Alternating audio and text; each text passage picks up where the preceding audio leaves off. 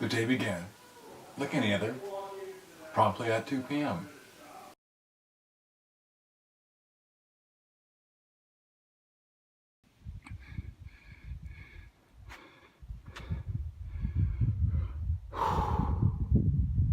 I would prefer to blame my lazy nature and lofty weekend schedule on my sleep-deprived school week, but unfortunately it is self-inflicted.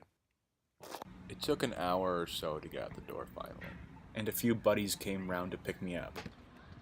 Growing up in a small town meant nothing good ever happened till the sun went down, and nothing good ever happened after 12.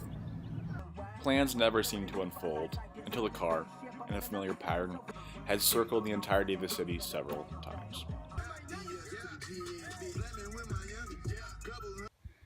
The sun slowly began to go down and cars creeped towards houses, parties of neon lights. One of our friends, I won't say who due to fear of responsibility, was having us over. The drive to a party was always a meditational time, and as the sky began to turn blue, the music rose to a deafening roar of incapable car speakers. We all became more and more anxious and giddy for the events to just unfold already. We arrived to redwood trees and a barn of dimly lit windows. After parking, we masqueraded towards the door. Greeted to shrill screams and booming handshakes, beams were strung with Christmas lights and the room held a warm red glow. As the party progressed, the night turned slightly hazy. A group sat at the table, burning popcorn, which was slightly soothing among all the chaos. As soon as we came, we left. The car ride was rigid and cold. It didn't help my hand was out the window, but it provided a cool breeze, and that's just what we needed. We pulled up to a roundabout driveway. The garage was open and spilling out light. We greeted it as warmly as flies. The garage led to a honeycomb of concrete rooms, one of which contained a mass of heads.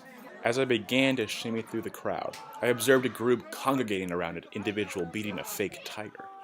I found this behavior odd and complex, and sort of over-psychoanalyzed it, to the point of tracing it back to the individual's apparent and lingering childhood trauma. Another kid had found a pack of hot dogs and chucked it at one of the participants of a game of whatsoever pong, barely scraping his cheek.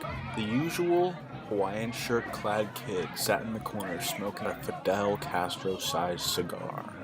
The music died and masses fled outside. A crowd was gathered around a mop-head kid, puking onto the floorboards. A kid with a backwards hat shot a harsh ray of light from his phone and began to taunt the kid, which bothered me, but I couldn't do anything about it because he was of the aggressive daddy problem sort. I didn't feel like crossing the line of fire to confront him. Eventually he got tired and left the kid alone, but I felt bad as he sat there in sorrow. Girls giggled as they passed, unknowingly stepping in the muck. Some of the gym rats were going around kicking 30 racks, making it obvious their girlfriends weren't there for them to push around. The ground was covered in pools of this stuff. What a waste. Empty bottles and solo cups of this and that covered tables and windowsills of broken glass. The night ended with an unbalanced partygoer throwing a bottle of the breakable sort into the street, exploding upon impact. Me and a few others picked up the glass in the dark. With a scream of, "Cops are coming!" Hordes of us rushed from the once inhabited rat's nest. The ride home was a needed amount of quiet. Someone turned on soothing sounds of Asian flute, and I went into deep thought.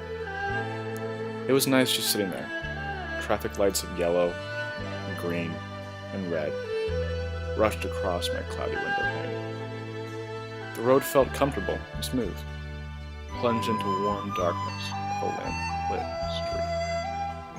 The car approached my house, screeching to a smooth stop. My house and its darkness ushered me in. I couldn't stop thinking about that poor tiger. It's so strange, sitting in silence contemplating the day, which felt so ever-present a few minutes to hours ago. And like that, the day was over. Not with a loud crash, with a slow fade out. What a day. What a day.